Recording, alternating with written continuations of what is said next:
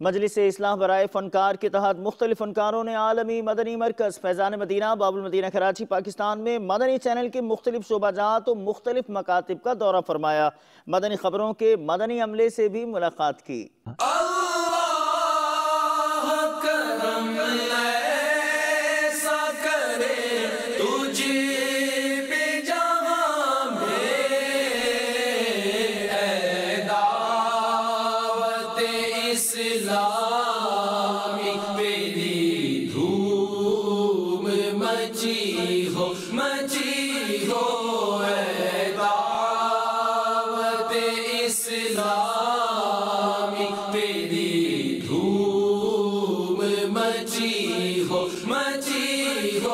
خوشی ہوئی یہاں پر آ کر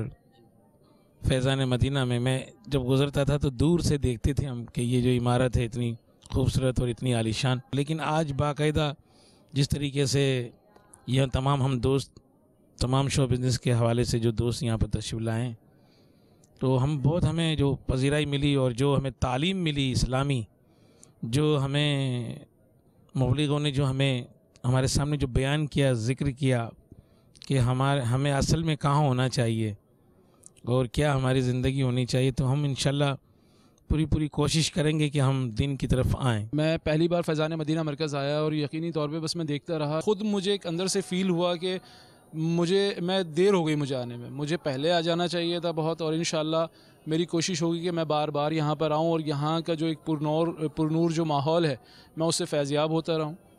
اور مجھے بہت اچھا لگا۔ یہاں پر ماشاءاللہ ہم تمام فنکاروں کو وزٹ کروایا، اور ایک عام چینل یا جتنے بھی چینلز چل رہے ہیں ان سے بڑھ کر یہاں پر کام ہو رہا ہے جو دین کے لیے ہو رہا ہے اور بے غرض ہو رہا ہے، جس میں کوئی غرض شامل نہیں ہے، صرف تمام لوگوں کی خدمت کا کام جاری ہے، اور جس منظم طریقے سے جاری ہے وہ قابل تحسین بھی ہے، اور ہماری دعا ہے سب کی کہ اللہ انہیں روز افزوں ترقی دے اور ان سب کو ہر قسم کی ناگہانی سے محفوظ رکھے۔ مدینے کی خوشبو آتی ہے فیضان مدینہ میں،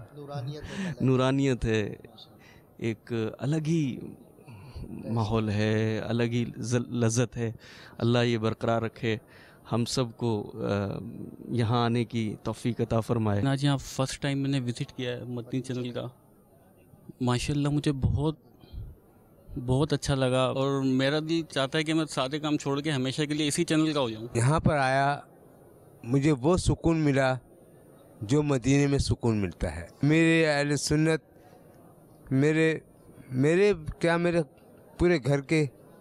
پیر و مرشد ہیں، اور